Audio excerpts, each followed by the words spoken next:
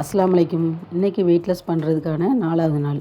காலையில் ஹெல்த்தியான பிரேக்ஃபாஸ்ட் என்ன எடுத்திருக்கேன் அப்படின்னு பார்ப்போம். இன்றைக்கி கருப்பு கவுனி அரிசி கஞ்சி எடுத்துக்கல. ஒரு நாள் விட்டு ஒரு நாள் எடுத்துக்கலாம் அப்படின்னு கொஞ்சம் ஸ்டாப் பண்ணியிருக்கேன்.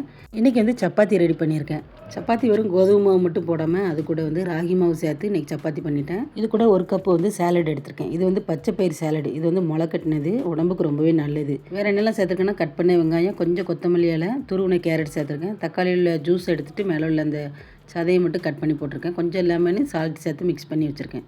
இது கூட எப்பவும் போல் 2 அவிச்ச முட்டை, பெப்பர் சால்ட் மிக்ஸ் பண்ணி வச்சுருக்கேன். அவ்வளோதான். அன்றைக்கான ஹெல்த்தியான பிரேக்ஃபாஸ்ட் இதுதான் ரெடி பண்ணியிருந்தேன். நாளைக்கு வெயிட் லாஸ்க்கான 5வது நாள். நாளைக்கு ஹெல்த்தியான பிரேக்ஃபாஸ்ட்லாம் என்ன பண்ணேன் அப்படிங்கிறத அடுத்த வீடியோவில் பார்க்கலாம். வீடியோ பிடிச்சிருந்ததுன்னா சப்ஸ்கிரைப் பண்ணி வச்சுக்கோங்க. அஸ்ஸலாமு அலைக்கும்.